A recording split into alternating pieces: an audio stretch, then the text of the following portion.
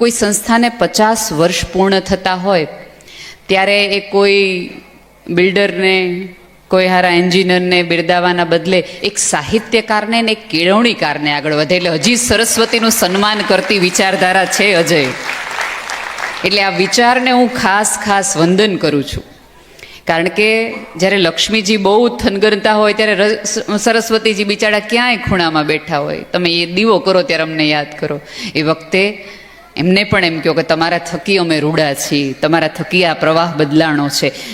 એનો અર્થ એવો કરવો જોઈએ કે અંજાર એજ્યુકેશન ટ્રસ્ટ આજે માને છે કે વિચારથી એ સભ્યતાને બદલાવી શકાય એમ છે, વ્યવહારથી બદલાવી શકાય એમ છે.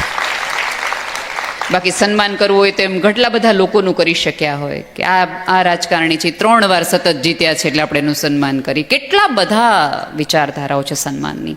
પણ તમે સન્માન કોનું કરો છો ને એના આધારે તમારું સન્માન થતું હોય છે, એના આધારે તમારા ક્યાંક પરિણામો લેવાતા હોય છે. બરાબર ને સાહેબ? અને મારે તો આજે એવું છે, આ લોકો કંઈક તમારા મોટા મહેમાન લાગે છે એટલે હું સાચું કહું છું. થોડાક લોકો સ્ટેજ પર આ બાજુ આવી જાઓ, અહીં સોફા છે ત્યાં આવી જાઓ. તમને વાંધો ન હોય તો તમે સોફા પર આવી શકો છો. સાચે મને સાંભળવાની જ છે, જોવાની કાંઈ છે નહીં. એટલે આવી જાઓ બેન, પ્લીઝ આવો, પ્લીઝ આવો.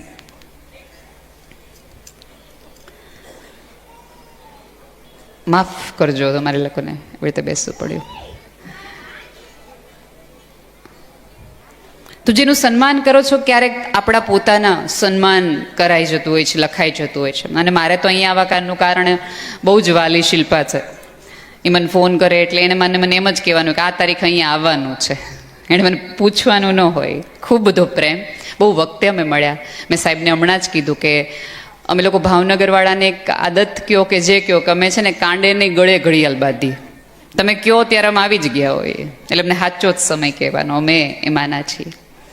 મારા પહેલાંના બધા બહુ સુંદર વક્તાઓએ પરિવાર પર વાત કરી, શિક્ષણ પર વાત કરી, કેળવણી પર વાત કરી. અને આ બધા પછી વાત કર્યા પછી તમારે નક્કી કરવાનું કે હજી બાળકો કરવા જ. તો મને બોલાવી કે માતા પિતા બનવું સહેલું છે કે મને એવું થાય કે બાળક કાંઈ વાંધો નહીં, બાળકો માટેની જ વાત કરવાની. મન જરાય ડિસ્ટર્બ નથી થતું. બેન એને રમવા દો. મને એવું થાય કે આનાથી ફાયદો થાય ને આનાથી નુકસાન થાય. આ કરો તો આ સમયે આમ થાય, અહીંયા રોકાણ કરાય ને આમ કરાય, એવું વિચારતા આપણે થઈ જઈએ ને એ ધારણા પ્રમાણે બાળક કરીએ ત્યારે આપણે કેળવણીની ચોક્કસ ચિંતા કરવી જોઈએ. બાળક ગોતવાના તમારે કારણો ગોતવા પડે તો થોડોક વિચાર કરવો જોઈએ સભ્યતાએ. અને આમાં કેવું છે કે આપણે બાળક કરવું કે ન કરવું એ આપણી ચોઈસની વસ્તુ છે. હવે તો ગર્ભ સંસ્કાર, કેટલી બધી પ્રવૃત્તિના આધારે આપણે કેવું બાળક કરવું એ પણ આપણા ચોઈસ ઉપર છે. કે બાળક રૂપાળું જોતું હોય તો માખણ ખાઓ, બાળક રામ જેવું જોતું હોય તો રામનું ચરિત્ર વાંચો, કૃષ્ણ જેવું જોતું હોય તો કૃષ્ણનું ચરિત્ર વાંચો.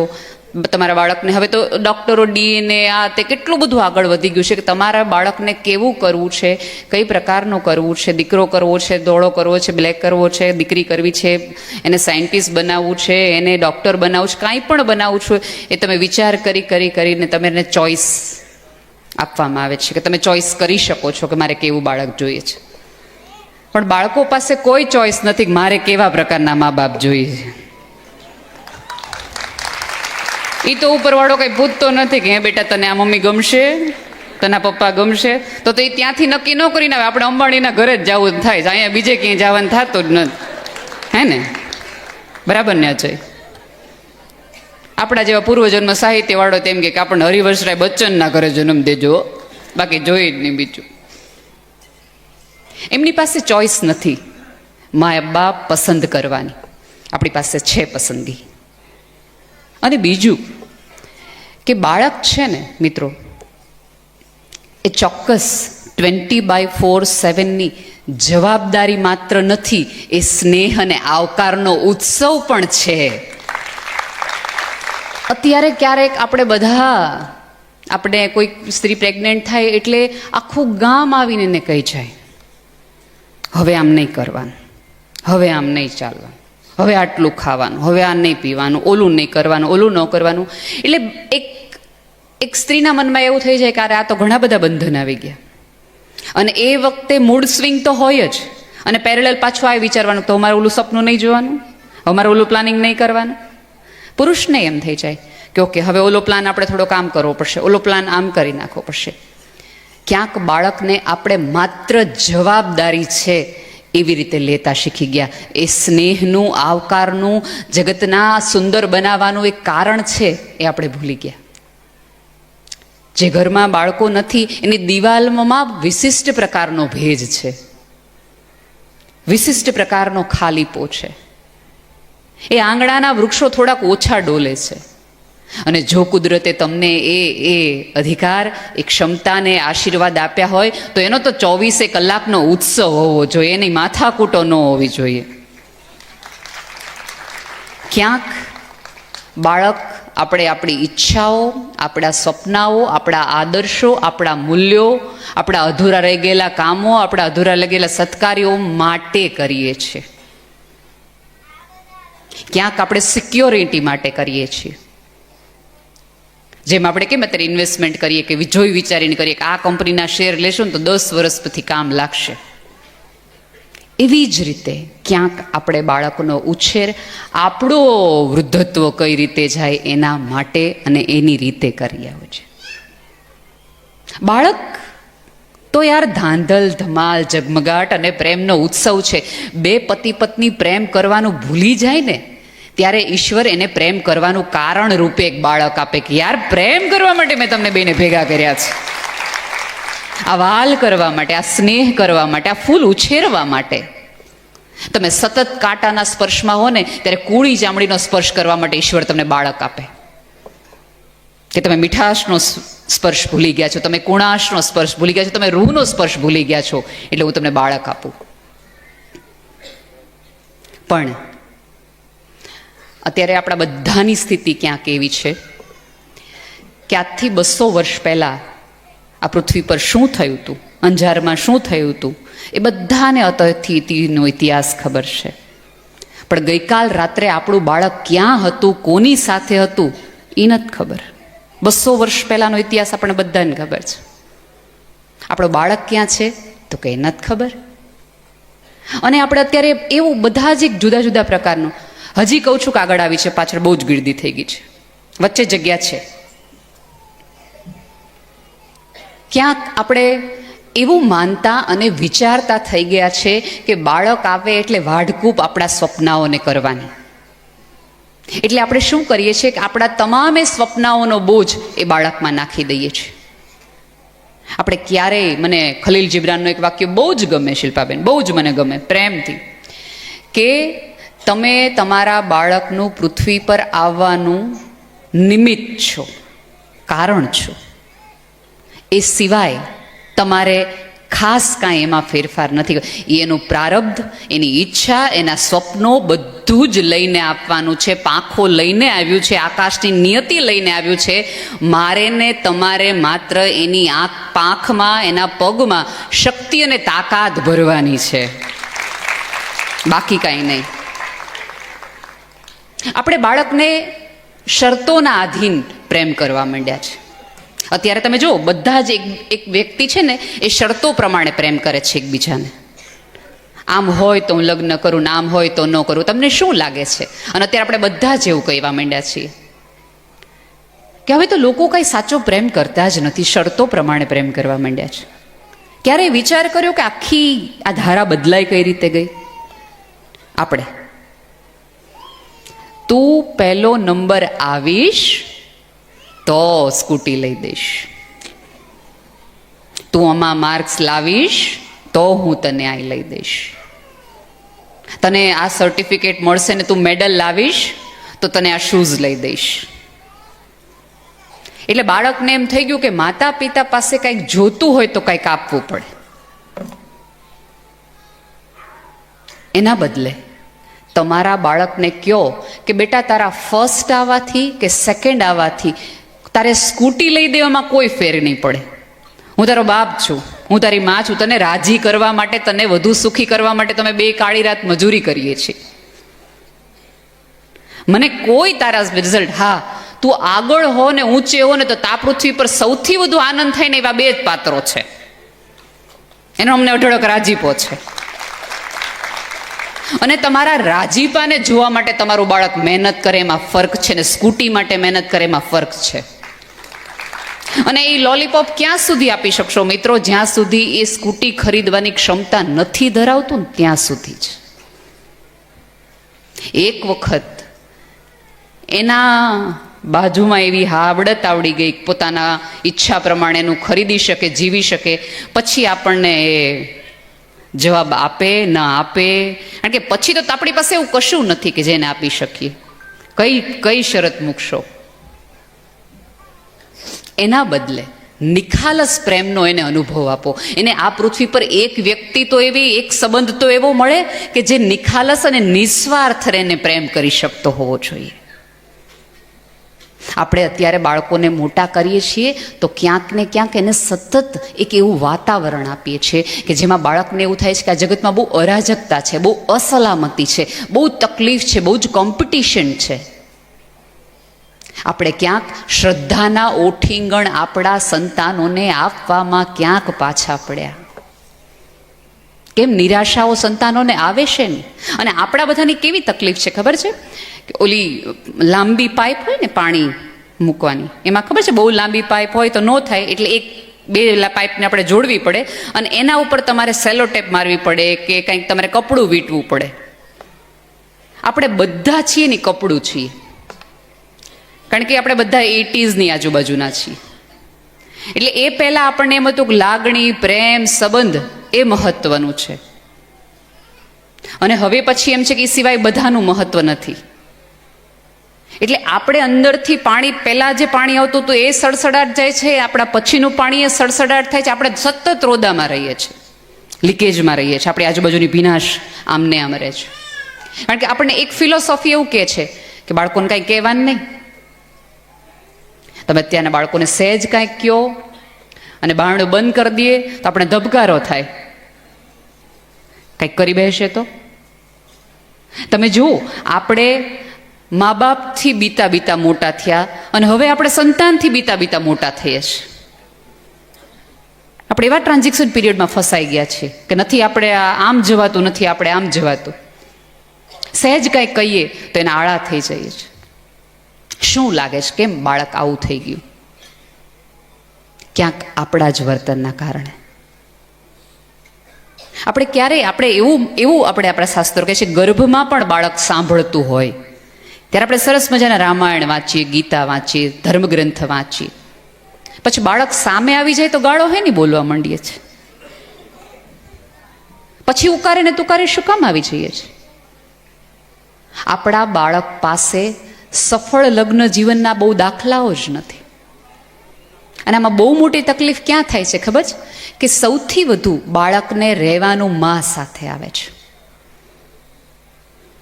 એટલે આખા દિવસનું ફ્રસ્ટ્રેશન ક્યાંક ને ક્યાંક બાળક પર નીકળે. તાર પપ્પા તો બાંધીને વયા ગયા નોકરીએ. હવે સંતાનને એમ થાય કે મારી મમ્મી આટલી બધી દુઃખી છે ને મારા પપ્પા મૂકીને જતા રહ્યા. પણ આપણે સંતાનને એ નથી સમજાવ્યા કે પુરુષ માટે દુઃખી હોવાનો અધિકાર નથી. એને દુઃખ સાથે, તકલીફ સાથે, મૂંઝવણ સાથે, રડતા અવાજે ગમે એટલા ભગ્ન હૃદય હોય એને ઓફિસ જવું પડશે. એમાં નહીં હાલે, બાંધછોડ નહીં કરી શકાય. આપણે અત્યારે આપણે એક એવી વાયકાઓમાં પણ આપણે જીવવા માંડ્યા છીએ કે મા દીકરી છે એ સરસ મજાના મિત્રો હોવા જ જોઈએ, થવું જ જોઈએ. તમારી દીકરી તમને બધું જ કહી શકે એટલા તમે ખુલ્લા હૃદયના હોવા જોઈએ, એટલા તમે મૈત્રીપૂર્ણ હોવા જોઈએ. દીકરીને એવું લાગવું જોઈએ કે આ મારી મા નથી પણ મારી મિત્ર છે. પણ માએ એ ભૂલવાનું નથી કે હું આની મા જ છું, મિત્ર નથી. અને ભૂલ ક્યારે થાય છે કહું?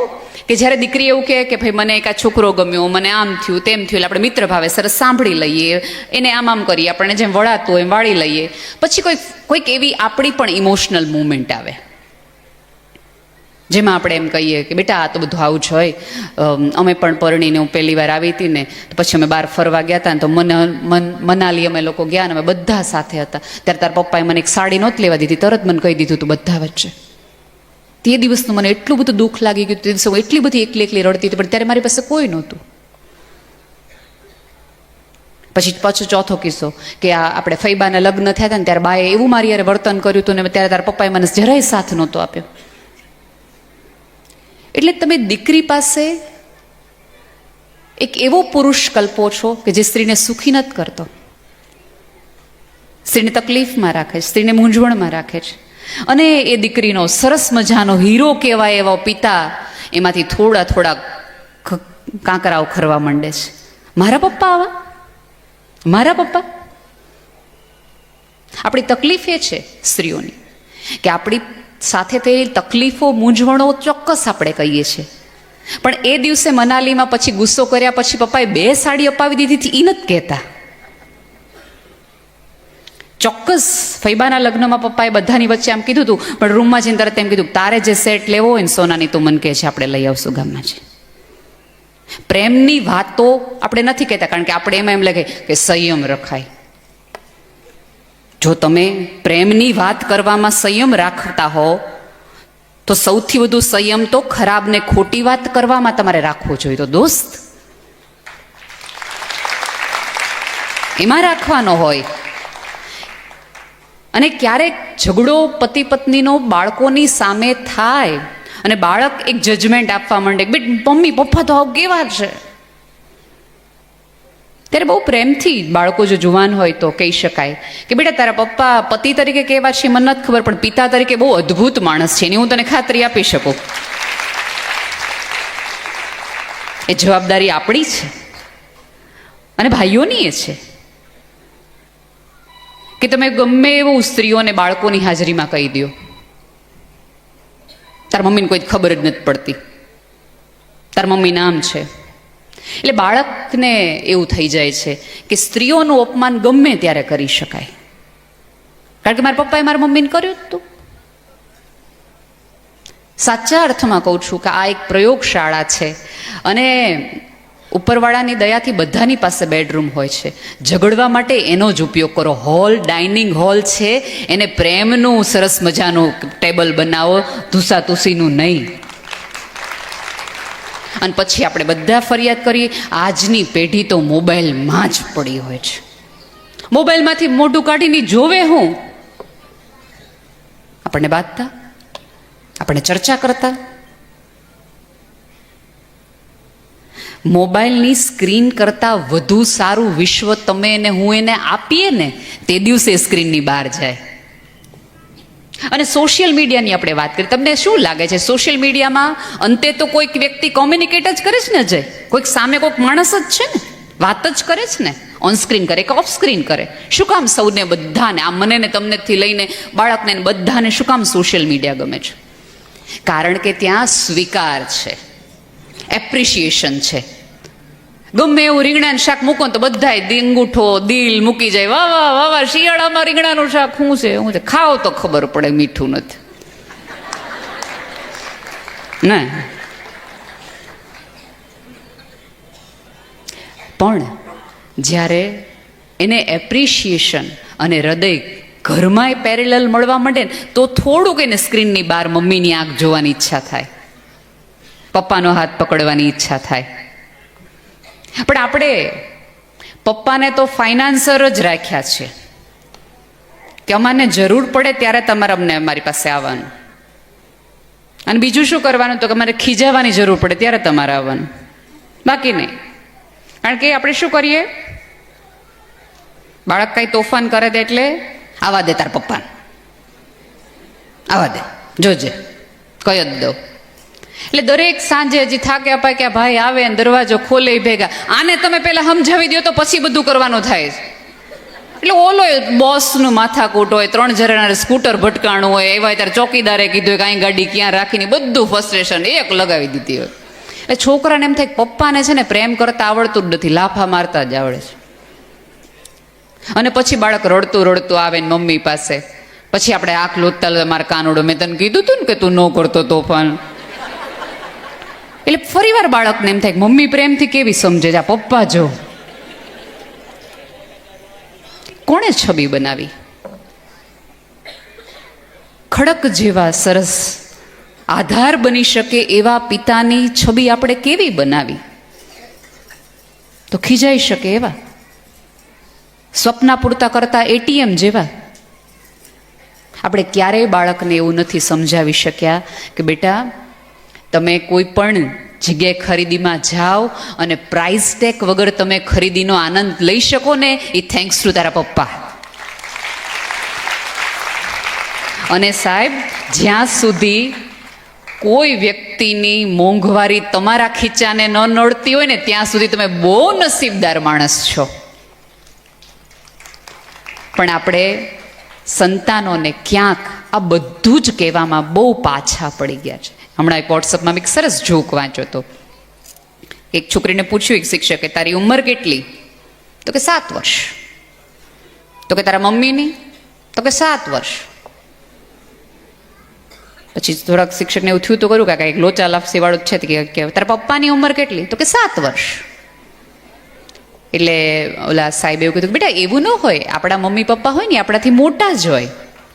એ કે હા હોય ને, આપણા મમ્મી પપ્પા મોટા જ હોય. તો એ કે એમની ઉંમર કઈ રીતે 7 હોય? એ કે એમની ઉંમરની મને નથી ખબર, પણ એમને મમ્મી પપ્પા બંનેને 7 વર્ષ થયા છે મને ખબર છે, કારણ કે હું 7 વર્ષની જ છું. એટલે જો આપણે આપણા બાળકને કહેતા હોય કે આવડો મોટો થયો સમજતો નથી, તો એ એમને એમ થાય કે તમે નથી સમજતા ને. અને આમાં આપણે કેવું કરીએ છીએ બાળકો સાથે ખબર? 50% કિસ્સામાં આપણે એમ કહીએ તને ન ખબર પડે, હવે તું નાનો છે. અને 50% કિસ્સામાં એમ કે આવડો મોટો થયો ને ખબર નથી પડતી. એટલે બાળક રૂમમાં આવીને એમ થાય કે મારે સમજવાનું હું આમાં. આપણે જ એટલા બધા કન્ફ્યુઝ છીએ કે આપણે આપણા બાળકને પણ કન્ફ્યુઝ કરતા જઈએ છીએ. સાહેબ, મા બાપ તો શ્રદ્ધાનો ઓઠીંગણ છે. મોરારી બાપુ એક બહુ સરસ વાત કરે કે આ પૃથ્વી પર દરેક વ્યક્તિને શ્રદ્ધા નામનો બાપ અને વિશ્વાસ નામનો બાપ અને શ્રદ્ધા નામની મા મળવી જોઈએ. ક્યાંક આપણે બાળકોને એક શ્રદ્ધાનું ઓઠીંગણ નથી આપી શકતા. બેટા મૂંઝાઓ તો આ જગ્યાએ પ્રાર્થના કરાય, કારણ કે ઈશ્વર પણ આપણે જરૂરિયાત પ્રમાણે બદલાવીએ એટલે ધીમે ધીમે ધીમે આપણા બાળકને એમ થાય કે આમાંથી કયા ભગવાનને માનવાના, કયા ભગવાનને માનવાના. અને ધર્મ છે ને એ તો ટેકો છે. તમારી આંખમાંથી અકારણ આંસુ ત્યારે નીકળી શકે જ્યારે તમે ઈશ્વરની સામે હોય, પણ આપણે બાળકને સાચો ઈશ્વરે નથી આપી શકતા કે એકાંતમાં રડી શકે. આ બધા ડિપ્રેશનના આત્મહત્યાના કેસીસ એટલા માટે તો છે કે આ પૃથ્વી પર એને એવું નથી શ્રદ્ધા બેસતી, એને બાળકને એવું થાય છે કે હું મારા ફ્રેન્ડ્સને કહીશ ને તો હું જીવી જઈશ, મારી બહેનપણીને કહીશ ને તો હું બચી જઈશ. પણ આપણે એવી શ્રદ્ધા ન ઊભી કરી શક્યા કે બેટા તું તારા મા બાપને કહીશ ને તો જ બચી જઈશ. એક પુલ, ઝૂલતો પુલ હતો અને આમ બહુ નદીને અડી જતો હતો, નીચે પડી જતો હતો. અને પુલમાં પવન પણ એટલો બધો હતો, કદાચ એવું બને કે પુલથી નીચે કોઈક વ્યક્તિ પડી જાય. એક બાપ અને દીકરો એ પુલમાંથી પસાર થઈ રહ્યા હતા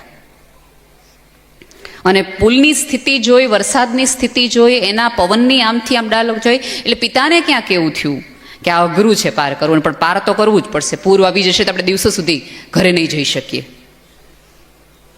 એટલે એમણે શરૂ કર્યું કે ભાઈ બેટા આપણે ચાલવું તો પડશે, આ પૂર પ્લીઝ પ્લીઝ નો. હવે 4 જગ્યા થઈ છે, ઇન્ટરવેલ પછી જે જગ્યા પડી એમાં 4 જગ્યા છે. પ્લીઝ કર જી. મંડ્યા ધડાકા થવા. એટલે કે પુલ બહુ આમથી આમ થઈ રહ્યો છે, પવનની દિશા ખોટી છે, બની શકે કે ચાલતી વખતે આપણે પડી પણ જઈએ. એટલે બેટા તું છે ને મારો હાથ પકડી લે.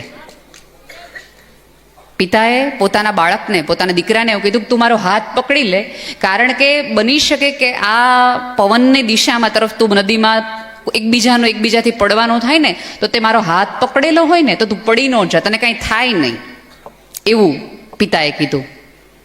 ત્યારે એ બાળકે બહુ સરસ જવાબ આપ્યો હતો કે પપ્પા હું તમારો હાથ પકડું ને એના કરતાં તમે મારો હાથ પકડી લ્યો ને. તો પપ્પા કે એનાથી શું ફેર પડશે? એ કે પપ્પા એવું થશે કે હું મેં પાણીમાં પડી જશું ને હું ડૂબી જઈશ ને તરફડિયા મારતો હશે તો હું તમારો હાથ મૂકી દઈશ, પણ ગમે એવું પાણી આવી જશે, ગમે એવા વાવાઝોડા આવશે, પણ તમે મારો હાથ નહીં પકડો, હું બચી જઈશ. એક મા બાપ તરીકે આપણે આપણા બાળકમાં આટલી જ શ્રદ્ધા મૂકવાની છે કે આ પૃથ્વી પરનું ખરાબમાં ખરાબ તારી યારે થાય, ખોટામાં ખોટું કાર્ય તું કરીને આવો, ગમે એવા તકલીફને મૂંઝવણમાંથી આવો, પણ તારે કોઈને પુકારવાનું હોય, કોઈના ઘરે જવાનું તો સીધો ઘરે આવજે. આ એક જ ઘરના પૃથ્વી પરના દરવાજા છે કે તને કાદવવાળો સ્વીકારી લેશે. આ એક જ ઘરના દરવાજા અંદર ખુલે છે. એ શ્રદ્ધા મા બાપ તરીકે આપણે એનામાં રોપવાની હોય. જ્યારે મા બાપ તરીકેનું ઉદાહરણ આપવાનું હોય તો હું ક્યારેય અમિતાભ બચ્ચનનું ન દઉં, મારો ગમે એવો ડાર્લિંગ હોય તોય ન આપું. ઉદાહરણ મારે આપવાનું હોય તો હું સુનિલ દત્તનું આપું, કે જેનો દીકરાની બધું જ ક્રાઇમ પુરવાર થઈ ગયા હતા, તમામ પ્રકારનું ડ્રગ્સ, આતંકવાદી સ્ત્રીઓ સાથેનું કેટલું બધું તકલીફ, એકેય સુખ બાપને નહોતું આપ્યું, તેમ છતાં એનો બાપ એની સાથે રહ્યો. એટલે આજે સંજય દત્ત જુદો છે ને અભિષેક બચ્ચન જુદો છે. આવા બાપ બનવાનું હોય. અને બની શકે કે સુનિલ દત્તની શ્રદ્ધાના કારણે ઓલો બની, મારા બાપને મારા વ્યક્તિત્વમાં આટલી શ્રદ્ધા હોય તો હું ગમે એમાંથી બહાર નીકળી જાઉં, જગતને હોય કે ન હોય મને ફેર નથી પડતો. તમે કાદવવાળા થાવ ને, ગમે એવા મેલા કપડાં હોય ને તો તમે ઘરે જ જાઓ, પાડોશીના ઘરે ન જાઓ. હું બહુ આજ મારા કપડાં ખરાબ થયા, ઘરે નહીં જવાય. તમે મેલા ઘેલા હો ત્યારે ઘરે જતા હો તો બાળકને પણ એટલી શ્રદ્ધા આપો, ગમે એવું કામ કરીને આવો. આ ઘર તારું જ છે અને તારું જ રહેવાનું છે. પણ આપણે શું કહીએ, અમને જો ખબર પડી કે તે આવા કોઈ કામ કર્યા તો યાદ રાખજે આ ઘરના દરવાજા તારી હાટો બંધ થઈ ગયા. એટલે દરવાજા ખોલવા વાળા હોય એની પાસે જાય. જેને 500 ની ઉધારી કરાવી હોય 5000 ની ઉધારી કરાવે, કારણ કે એને કીધું કે આવતા રહેજો, આમ બેઠા જ છે તાર મૂંઝવણ હોય ત્યારે. અને આપણે તો કીધું જ છે, અમને ખબર પડી તો આવ્યું ઉતારું. એટલે બાળક સૌથી વધુ વિચાર કરે કે મેં કીધું એમ કે 200 વર્ષ પહેલાની આપણને બધી ખબર છે, ગઈકાલ રાત્રે મારું બાળક ક્યાં હતું મને નથી ખબર. અને એક વસ્તુ યાદ રાખજો, તમારું બાળક સામે ને સાથે હોય એનો જરાય અર્થ નથી કે તમારી સાથે છે. એનું મનની દિશા કઈ તરફ છે ને એ સૌથી વધુ જાણજો. અત્યારે તમે એને એવી કાર અપાવી દો સેટેલાઇટ વાળી કે કઈ દિશામાં ગયા હોય બધું તમને ખબર હોય, એવા સીસીટીવી કેમેરા મુકાવી દો, બધી ચહલ પહલ તમને ખબર પડી જાય. પણ માની આંખ અને પિતાનું હૃદય જ એક એવું છે કે એક જ એવો સીસીટીવી કેમેરો છે, એક જ એવું સેટેલાઇટ છે કે એના હૃદયમાં, બાળકના હૃદય અને મનમાં શું ચાલે છે ને એક માં કહી દે. કારણ કે ઘોડિયામાં 3 મહિનાનું બાળક રડતું હતું ત્યારે એની માં એમ કીધું હતું કે એને પેટમાં દુખે છે કે એને ભૂખ લાગી છે કે એને ઊંઘ નથી આવતી. મારા શરીરનો પરિચય એ બાળકને હોય. અને એ તો આપણું રૂવાડું છે. આપણે બાળકને કેમ એવી રીતે કહી શકીએ, કેમ એને જતું કરી શકીએ, એને કેમ આ પૃથ્વી પર એકલું મૂકી છે, જ્યારે કે આપણને ખબર છે કે આ પૃથ્વી પર એકલું ન રહી શકાય. આપણે બાળકને સતત એવી શ્રદ્ધા હવે આપ્યા રાખવી પડે કે હું તારી સાથે, તારા સ્વપ્નોમાં પણ, તારા તૂટવામાં પણ, તારા દોડવામાં પણ, તારે હાંફવામાં પણ, તારા હકારમાં પણ અને તારા નકારમાં પણ. એ જુવાનીના જોશમાં તમને 2 શબ્દો કહી જાય ને આપણને રડવું આવી જાય, કાંઈ વાંધો નહીં, સ્વાભાવિક છે. પણ મને ને તમને તો ખબર છે ને કે પહેલું જુવાનીનું લોહી નસમાંથી વહે ને તો તોછડાય સિવાય કાંઈ બહાર ન આવે. કારણ કે આપણને જુવાનીની ગલીનો અનુભવ છે કે આપણે એમ થાય કે હવે કોઈની જરૂર આપણને નથી. એને નથી અનુભવ મેચ્યોરિટીનો, આપણને તો છે. ત્યારે તો આપણે થોડું મેચ્યોરલી બિહેવ કરીએ એની સાથે. અને તમને ખબર છે સૌથી વધુ અત્યારે આપણે ગેપ કેમ લાગે છે જનરેશનમાં? કારણ કે માતા પિતાએ શિક્ષક સાથેનો રેપો તોડી નાખ્યો. વિદ્યાર્થીને એ વિદ્યાર્થી તરીકે કેવો છે એ આપણે સમજવાનું, સંભાળ લેવાનું ક્યાંક ભૂલી ગયા. આપણે શિક્ષકની વાત બાળક કરે કે આજે મારા મેં આમ કહી દીધા, મેં આમ કરી દીધું, એટલે આપણે બધા પહેલી વસ્તુ તો તુકારેથી, તારી બેનને શું ખબર પડે, પહેલો તિકારો તમે શિક્ષકને આપો, પછી તમે ગમે એટલા ગુરુદેવો બ્રહ્મા મહેશ્વરના શ્લોક બોલાવો ને શ્રદ્ધા ન રહી. તમારું બાળક એ તુકારે ઘરે કે ને શિક્ષકને, ત્યારે આંખ લાલ કરો કે બેટા એ તને ભણાવે છે, તારા કરતાં તો વધુ જ ખબર પડતી હશે. અને શિક્ષક માટે ફરિયાદ કરે ત્યારે ફરિયાદ સાંભળી લ્યો, પણ સરત હાવી ન થઈ જાય, અરે હું કાલ આવું. ફી ભરી દેવાથી આપણે બાળકને કેવી રીતે ભણાવવું, ગણિત મેથ્સ શીખવી છે કે બાળકને બિહેવ કેવી રીતે કરવું ને એ તો મા બાપે જ શીખવું પડે. કઈ રીતે વાક્ય રચનાઓ ગ્રામરની કરવાની હોય ને એ શિક્ષક કરી શકે, પણ શું બોલવું, કઈ રીતે અભિવ્યક્ત થવું એ તો મા બાપના જ સંસ્કાર હોય. જ્યારે તમને તમારા બાળકના ભવિષ્યની સૌથી વધુ ચિંતા હોય ને તો એના શિક્ષકને સતત મળતા રહેજો, પૂછતા રહેજો, એને સજાગ રાખજો કે આનો બાપ ગમે ત્યારે આવશે, આની મમ્મી ગમે ત્યારે પૂછશે. અને શિક્ષક જ્યારે કહે ને કે તમારા બાળકમાં આ તકલીફ છે તો સાંભળવાની તૈયારી રાખજો. ના હોય જ નહીં, કોઈ દી ન હોય, અમને ખબર છે ને, અમારી આટલી પેઢીમાં કોઈ આ કોઈ દી ન હોય જ નહીં બેન, તમારે ભૂલ થાય. પછી બેન એક વાર કે બે વાર કે પછી બેન છે ને નજર ફેરવી લે, અને જ્યારે શિક્ષક વિદ્યાર્થી પરથી નજર ફેરવી લે ને પછી ઘણું ઘણું ઘણું થાય. ફરિયાદો કરતા બાળકને શીખવું કે સોલ્યુશન લાવતા શીખવું એ આપણે બાળકને કહી શકીએ.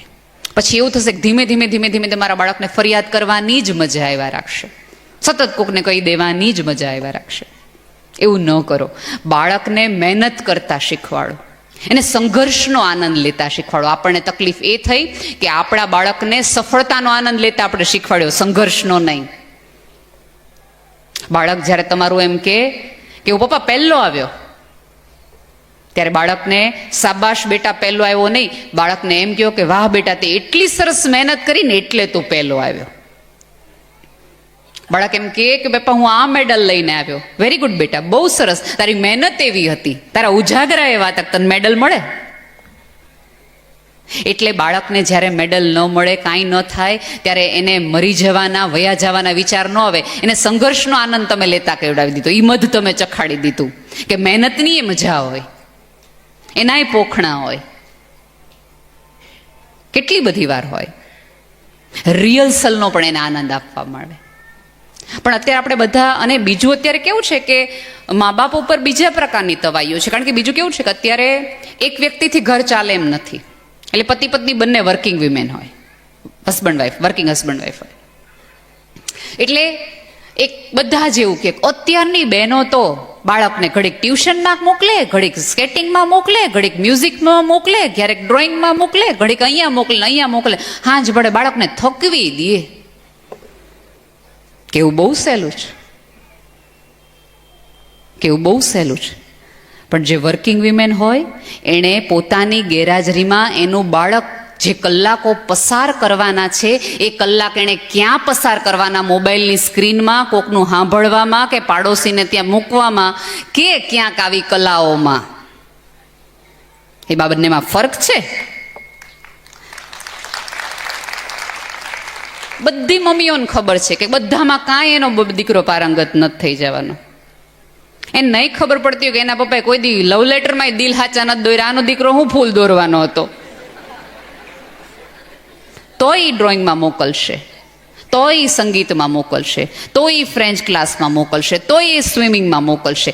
કારણ કે એક નોકરી કરતી માં કે કોઈક બીજી માં એટલા માટે ઈચ્છે છે કે એનું બાળકનો જે સમય છે ને ક્યાંક કોઈ ક્રિએટિવિટીમાં જાય. તમે આખા બુફે હોય તેમાં પહેલાં બધું આપણે ચાખીએ ને, પછી એક ઉપર ઝપાટો બોલાવીએ, ખાવા જેવું આ છે.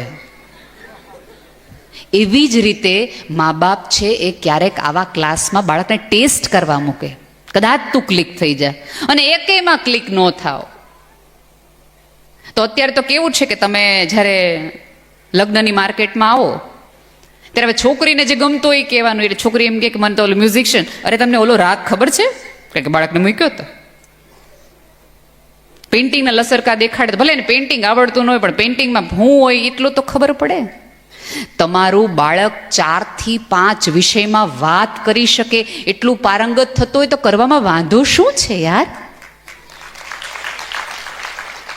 અને મેં કીધું એમ કે એ ક્યાંક એ સ્ત્રીની અભાવ છે, એને તકલીફ છે કે મારા ગયા પછી. કારણ કે કેવું થાય છે ખબર છે, ક્યારેક સાસુ પાસે મૂકીને જવાનું હોય, નણંદ પાસે મૂકીને જવાનું હોય, જેઠાણી પાસે મૂકીને જવાનું હોય, દેરાણી પાસે જ મૂકીને જવાની, આ અલગ અલગ અલગ સ્ત્રીઓ પાસે મૂકીને, કાં તો આયાબેન પાસે મૂકીને જવાનું હોય. હવે દર વખતે કંઈ કોઈકનું બાળક સંભાળવું આપણને ન ગમતું હોય, એટલે મહિનામાં એકાદ વખત એ સ્ત્રીનો પારો ચડી જતો હોય, સ્વાભાવિક છે. એટલે આખા દિવસનો પારો જે તમારા ઉપર ચડ્યો છે, દીકરા ઉપર કે જે સંતાન તમે ઘરે મૂકીને ગયા છે એના ઉપર પડે. તાર મમ્મી તો વયું જાઉં, હું અમારે રોજ કોબીન શાક કરવાનું, એને તો હમણાં પરસું પડીને વયું જાઉં એક્ટિવા લઈ. એ સાંભળવા ક્યાંક એક સ્ત્રી ઈચ્છે છે કે એને આવું ન ખબર પડે મારા બાળકને, એટલા માટે એને ડ્રોઈંગમાં મૂકી દો, એને મ્યુઝિકમાં મૂકી દો. હું આવું ત્યાં સુધી એના 3-4 કલાક ક્યાંક એવી જગ્યાએ જાય કે જ્યાં એને કાંઈ ન ગમવાનું કરવા મળે તો એક એવા એના લર્નિંગના સ્ક્રીન ઉપરથી તો દૂર રહે.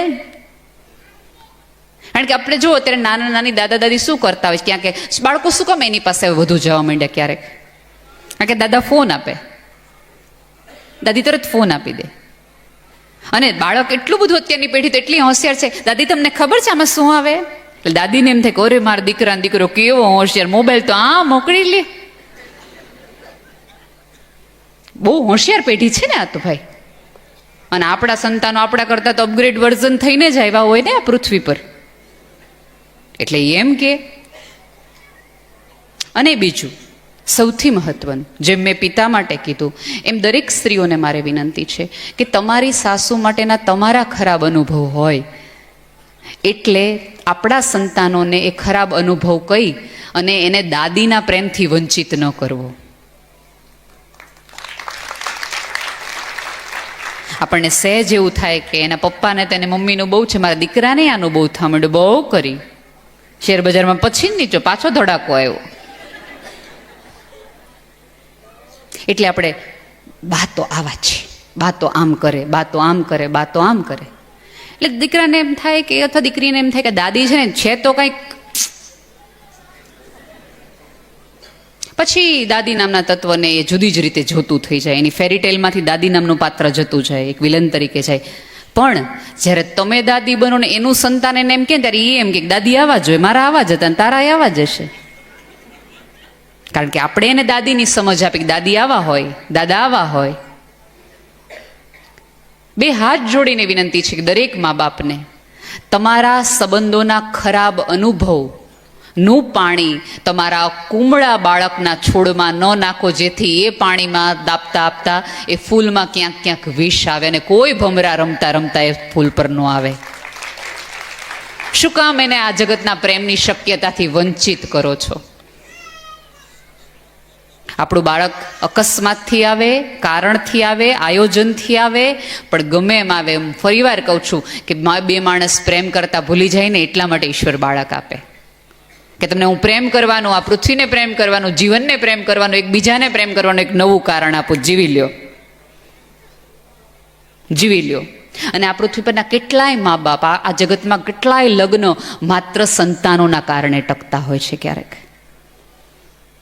એવું ઈચ્છે છે, ચોક્કસ લગ્નના ટકાઉપણા ઉપરથી કંઈ પ્રેમ નક્કી ન થાય, પણ ક્યારેક બે વ્યક્તિઓ વચ્ચેની સેલોટેપ છે ને એક બાળક બને, પપ્પા બને, મમ્મી બને, અને સંબંધ સરસ રીતે જળવાઈ જાય, જીવન ઉજવાઈ જાય. બાળકને સ્વપ્ન જોવાની ક્ષમતા આપો, સપના જોવાની આવડત શીખવો, પણ મારા અધૂરા સ્વપ્ના તું જીવ એવી અપેક્ષા ન રાખો, એવો બોજ એના ઉપર ન રાખો. અને ક્યાંક હું એક એવું પાછી હિમાયતી કરું છું કે આપણા અધૂરા રહેલા સ્વપ્ના હોય તો બાળકને કહેવા જોઈએ કે બેટા મને બહુ જ એવું હતું એક સ્પેલમાં કે મારે છે ને ટ્રેકિંગ પર અહીંયા જઈને આવું કરવું છે, આવું કરવું છે, પણ ઘરની સ્થિતિ બરાબર નહોતી એટલે મારે તરત જ તે ક્લાર્કની નોકરી એક્સેપ્ટ કરી લેવી પડી. પણ તારી પાસે શક્યતા છે સપના જીવી લેવાની, હું એવું તને નહીં થવા દઉં. ત્યારે સંતાનને પાછું એવું થશે કે મારે મારું નહીં, મારા બાપનું સપનું જીવવું છે. શું કામ? કારણ કે આપણે કકડાટના રૂપે નહીં, એક જીવનની કથાના રૂપે, વાર્તાના સ્વરૂપે આપણા બાળકને કીધું. અને બીજી આપણા બધાની અત્યારે એટલી તકલીફ છે કે આપણે ફેરીટેલ કહીએ, અલગ અલગ વાર્તાઓ કહીએ, કથાઓ કહીએ. તમારું બાળક, અત્યારનું આપણા બધાનું બાળક ઝુકરબર્ગને ઓળખે, એલન મસ્કને ઓળખે, રતન ટાટાની બાયોગ્રાફી એને ખબર હોય, અંબાણીની બાયોગ્રાફી એને ખબર હોય, શાહરૂખ ખાનની બાયોગ્રાફી એને ખબર હોય, બધાનું ગૂગલ હોય. પણ એના દાદા બધું મૂકીને આ ગામમાં આવીને આખું મોટું સામ્રાજ્ય કેવી રીતે ઊભું કર્યું એને ન ખબર હોય. તમારા દાદાની પરદાદાની કથા હોય થોડીક એને કહો તો એને તમારા કુટુંબ પર, તમારી અટક ઉપર ગર્વ થાય. અને પછી આપણે ગમે એટલા કોલર ઊંચા કરીને એને એમ કહો કે આપણે કોઈ આ કુટુંબ ના જઈએ, તને ખબર? કીધું જ કોઈ દી? કીધું જ? તો ખબર હોય, તો ખબર હોય. બાળકને નાઇલ નદીની બધી ખબર છે, પણ કચ્છની કઈ નદી ધરતીકંપ પહેલા અહીંથી વહેતી હતી, કઈ લુપ્ત થઈ ગઈ નથી ખબર.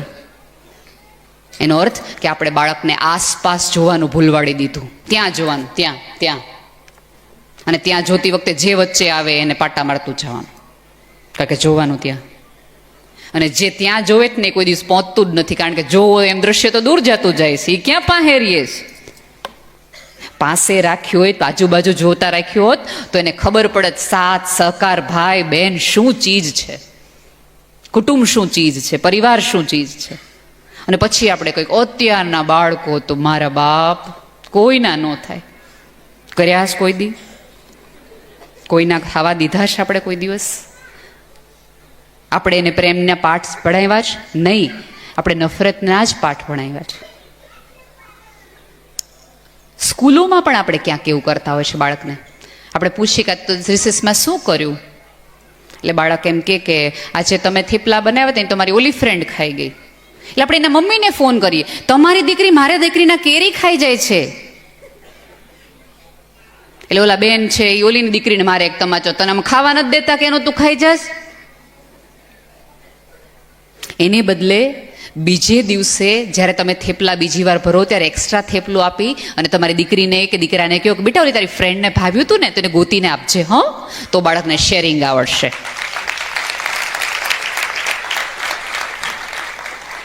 તો બાળકને શેરિંગ આવડશે. અને તો કોક દિવસ અમેરિકામાં એ પહેલું સ્વેટર જોશે ને તો ગામમાં શિયાળો આવશે ને તો એને પહેલી વખત એનો બાપને એની મા યાદ આવશે, કારણ કે તમે એને પ્રેમ શેર કરતા શીખવાડ્યું હતું. અત્યારના લોકોની તકલીફ એ છે પેઢીની ને એવી બધી કે વાઘ મરી રહ્યા છે, વાઘ મરી રહ્યા છે, એની માટેની ઝુંબેશ ચલાવે. વૃક્ષો બચાવવા જોઈએ, વૃક્ષો બચાવવા જોઈએ, એને ઝુંબેશ ચલાવે. પણ એના જ ઘરના તુલસી ક્યારો 4 દીથી પાણી વગરનો મુરઝાઈ રહ્યો છે નથી ખબર. ઘરથી જ્યાં સુધી શરૂઆત નહીં કરો ત્યાં સુધી આંગણે નહીં પહોંચે, ને આંગણે નહીં પહોંચે શેરીમાં નહીં પહોંચે, ને શેરીમાં નહીં પહોંચે તો આ વિશ્વ નહીં બદલાય. આ પૃથ્વી પર અવતરતું દરેક બાળક ઈશ્વર એક શ્રદ્ધા સાથે મોકલે છે. કદાચ આ બાળક આ માણસ સભ્યતાને પ્રેમ કરતા શીખવાડી શકે, કદાચ આ બાળક કોઈ અવતાર બની શકે. ઈરાનની એક કહેવત છે કે તમે પૃથ્વી પર બાળક આવે ને તો તમારે ઈશ્વર તમારા કાનમાં ફૂંક મારે અને તમને એવું કે તું મારું આ પૃથ્વી પરનું શ્રેષ્ઠ સર્જન છો. બસ જતી વખતે આપણે પુરવાર કરવાનું છે, ઉપર કોલર ઊંચા આમ કરી શકે મારું સર્જન તો એટલું સરસ કે છે, પણ મેં જેને સર્જ્યો છે ને એ એવો છે કે 10 જણાને ખભા દે એવો. મારી દીકરી એવી છે કે 10 જણાને. પણ આપણને ડોક્ટર થાય, એન્જિનિયર થાય, બિઝનેસમેન થાય, પૈસાવાળો થાય, સત્તાવાળો થાય તો મારું સંતાન. હવે ક્યાંક ને ક્યાંક આવું કહેવું ન જોઈએ, પણ ક્યાંક આપણને મા બાપને પણ આધુનિકતાનો અને કળિયુગનો થોડોક ચેપ લાગી ગયો છે. બે બાળકોમાં પણ આપણે ક્યાંક ને ક્યાંક કોમ્પિટિશન કરવા માંડ્યા છે. ડીઓ સાહેબ આપ છો ને? હું હમણાં નડિયાદ સાહેબ એક ગઈ હતી ને ડીઓ સાહેબ પણ મારી બાજુમાં હતા. અમે આમ પૂછતા હતા બાળકોને કે તારે શું બનવું છે. હજી બહુ ખરાબ જવાબ એ છોકરાએ આપ્યો. મેં તો બેટા મોટા થઈને તારે શું બનવું છે? એટલે ડીઓ સાહેબને એમ હતું કે હમણાં અમારે ત્યાં બધા મેડિકલમાં જ જાય છે, એટલે મને કાનમાં એમ કીધું કે હમણાં કે સાહેબ ડૉક્ટર થવું છે. ત્યારે એ સંતાને, એ છોકરાએ, શિલ્પાબેને એવું કીધું કે મારે પ્રખ્યાત થવું છે. એક 5મા ધોરણના બાળકને પ્રખ્યાત થવાની ઈચ્છા થાય? ફેમસ થવાની ઈચ્છા થાય કે મારે ફેમસ થવું છે. હવે ફેમસ તો કેવા કેવા લોકો છે, દાઉદ ઇબ્રાહિમે છે, લાદેને છે, એ ફેમસ પર્સનાલિટીમાં જ આવે. પણ આપણે કેવી રીતે બાળકને આ ફેમસ થવાનું કઈ રીતે રોગ લાવ્યો? મહેમાન આવે, બેટા માસીનું ઓલું સર્ટિફિકેટ દેખાડતો, ઓલું મેડલ. હમણાં અમારું જ્ઞાતિનું 3જા નંબરનું ફંક્શન હતું ને ડ્રોઈંગમાં ચોથો આવ્યો હતો, એવું સરસ. અને એક બીજું બાળક હોય કે જે કદાચ આવું કંઈ ન કરી શકતું હોય, પછી ઓલા બાળકને એમ થાય કે મારા વખાણ તો જ થાય જો મને મેડલ મળે, મન લોકો બોલાવે, હું સેન્ટર ઓફ એટ્રેક્શન તો જ બનું. અને જ્યાં સુધી કોઈક બાળકને એવું આપણે મગજમાં ઘુસાડી દઈએ કે તારું ધ્યાન આકર્ષિત કરવા માટે તારે સફળ થવું જોઈએ, તો ખોટા રસ્તે પણ સફળ થશે, કારણ કે તો જ તમે એની સામે જોવાના છે.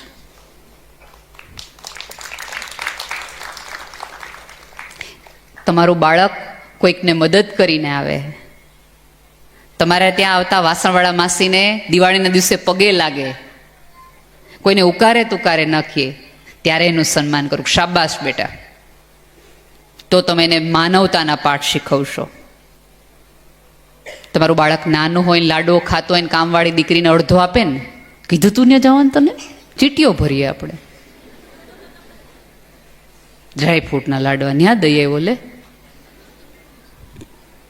જ્યારે દેવા જાય તે બાળકને સરસ રીતે માથે હાથ ફેરવ્યો, બેટા આવું જ કરતો રહે છે, તો ક્યારેક એવો ભામાશા બનશે કે આખા અંજારને ડ્રાયફ્રૂટના લાડવા ખવડાવી શકશે. બાકી હાકા ડાળિયામાં કેદીએ દ્રાક્ષ ભાગમાં આવે એ કરતો રહેશે. શું કામ? આપણા જેવું, આપણા ઝેરોક્સ કોપી જેવું સંતાન આપણને બધાને જોઈએ છે. આપણે ક્યાં આપણાથી રાજી છીએ ભલામણ કે આપણા જેવું આપણે આપણા સંતાનને કરવું છે? શું કામ કરવું જોઈએ? તમારા બાળકને જીવનનો આનંદ લેતા શીખવાડો, જીવનની સુગંધ લેતા શીખવાડો. કોકની આંખની, જો કેવી રીતે ભણવું ને કયા અક્ષરો વાંચવા ને એ તો શિક્ષકો શીખવાડી દેશે, પણ આંખો કેવી રીતે કોકની વાંચવી ને મા બાપ જ કરી શકશે. એ શીખો એને. એક મંદિર બંધાઈ રહ્યું હતું અને બધા કારીગરો છે એ પાણાઓ ભાગી રહ્યા હતા, પથ્થર ભાંગી રહ્યા હતા, ઉપાડી રહ્યા હતા. એક માણસ આવીને પૂછ્યું, શું કરો છો? તો ધડાંગ દઈને હથોડો મારી, જોતા નથી પાણા તોડું? એ કે હું કામ તોડો છો? તો ઓલા મજૂરે એમ કીધું, 3 છોકરા છે, એનું પેટ ભરવા માટે પાણા તોડું. આગળ ગયો, શું કરો છો? પાણા તોડું. શું કામ તોડો છો? લોનના હપ્તા બાકી છે, એ કે કરવા જ પડે એમ છે, તોડવા જ પડે એમ છે, હાલે એમ જ નથી, મજૂરી કરવી જ પડે એમ છે, એટલા માટે કરું છું. થોડો આગળ ગયો, એક ભાઈ હતા, સરસ હસતા હસતા પાણા તોડતા હતા, કઈ જુદું કામ કરતા હતા એવું નહોતું, કઈ ઉપરી અધિકારી હતા એવું નહોતું. શું કરો છો? તો કે હું એને જેને સૌથી વધુ શ્રદ્ધામાન કરું છું, રોજ એને જેનો દીવો કરું છું ને, એ ભગવાનનું હું ઘર બનાવું છું. પાણા તો હવે તોડવાના છે, કઈ રીતે તોડવા અને કયા વિચારથી તોડવા ને એમાં ભેદ છે. આપણા સંતાનોને જ્યારે જ્યારે જીવનના સંઘર્ષો કરવાના આવે ત્યારે એ સંઘર્ષનો આનંદ લઈ શકે ને એને એમ થાય કે હું મારા જીવન બહેતર બનાવવા માટે હું મજૂરી કરું છું. એને સંઘર્ષનો આનંદ લેતા શીખવાડો. સાહેબ, એવો સ્વાદ લેતા શીખવાડો કે ક્યારેય તમારું સંતાન જુદા જગ્યાએ ન જાય.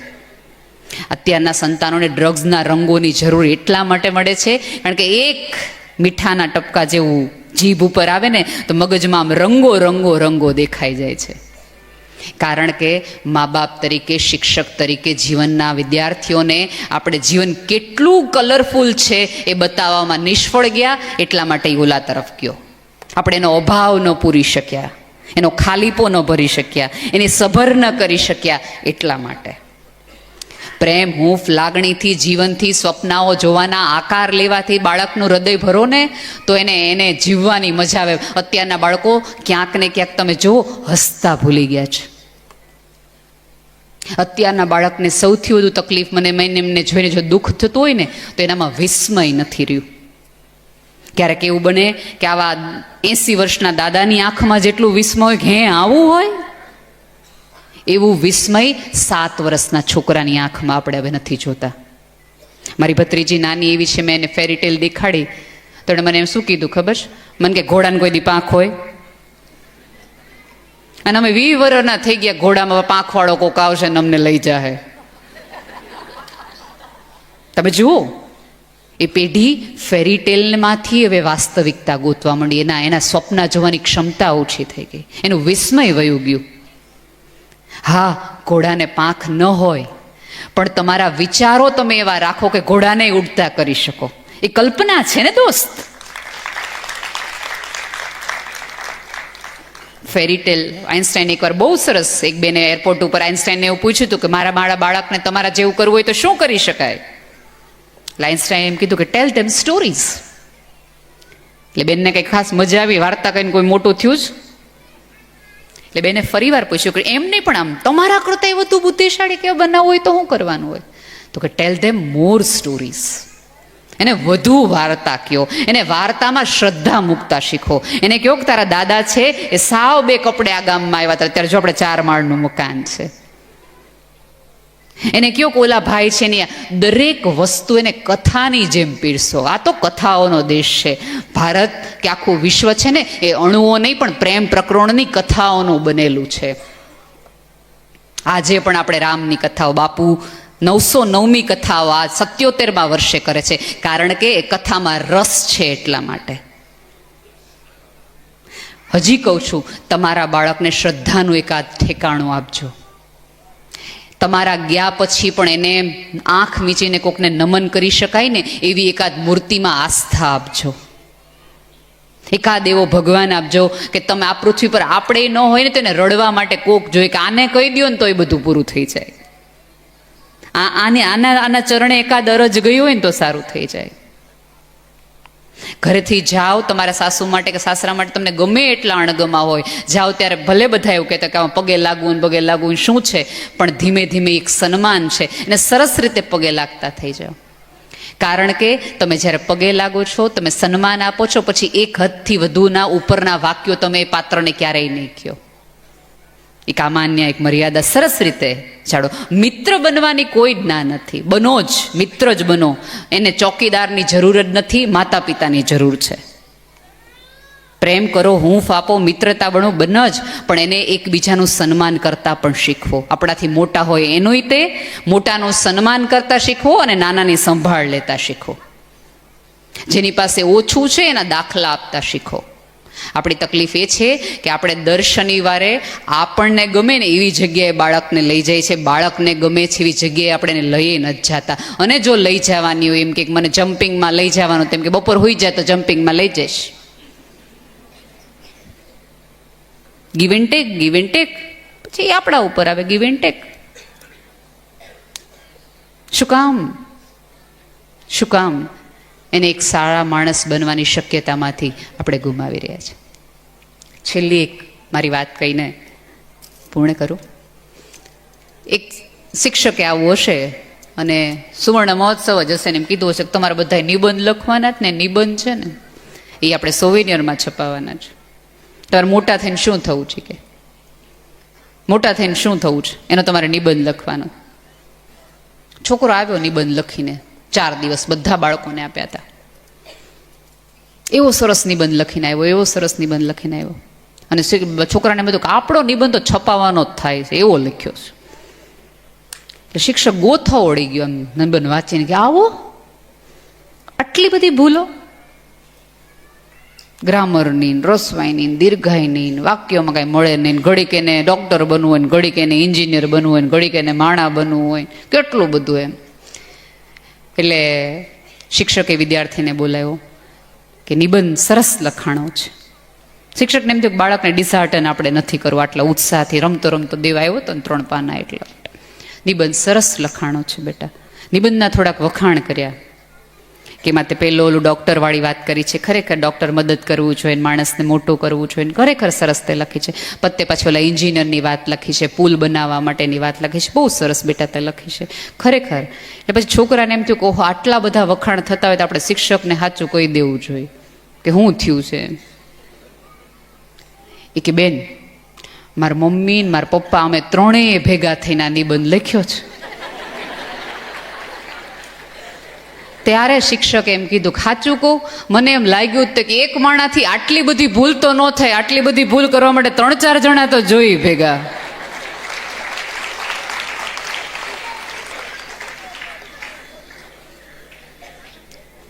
આપણી ભૂલો પણ આપણે બાળકને ક્યાંક વારસામાં આપીને જઈએ છીએ. આપણા સ્વભાવો, આપણામાં રહેલી વિષ, આપણામાં રહેલી ઈર્ષા, આપણામાં રહેલો દ્વેષ પણ આપણે બાળકોને વારસામાં આપીને જઈએ છીએ. એને વારસામાં ચોક્કસ પ્રોપર્ટી આપો, સંપત્તિ આપો, વિચારો આપો, બધું જ આપો, પણ આપણામાં રહેલી કાળાશ છે ને એમાંથી એને મુક્ત રાખો. તમે ઈચ્છતા હોય કે તમારા બાળકનું ભવિષ્ય સોનેરી રહે, સોનાના ચિત્રે મઢાય, તો એના માટે બહુ જરૂરી છે કે આપણા હૃદયની કાળાશ એને વારસામાં ન મળે. આટલું તમે તમારા બાળક માટે કરશો તો તમારા જેવા માતા પિતા કોઈ નથી. માતા પિતા બનવું એ આ પૃથ્વી પરનું અદ્ભુત સૌંદર્ય છે, અદ્ભુત સુખ છે. ઉપરવાળાને બહુ પ્રેમથી કહી શકાય કે હું પૃથ્વી પર હતો ને ત્યાં સુધી તો મેં પૃથ્વીનું ધ્યાન રાખ્યું છે, પૃથ્વીને સુંદર બનાવી છે, પણ મારા ગયા પછી હું 3 જણા એવા મૂકતો જાઉં છું કે આનું ધ્યાન રાખે એવા. મારો વિસ્તાર હું મૂકતો જાઉં છું. બસ આટલી તો વાત છે. આ માતા પિતા હોવું એ ઉજવવાની વાત છે, ભોગવવાની વાત નથી. વાલા, ઉજવો એવી બહુ દિલથી આપ સૌને પ્રાર્થના.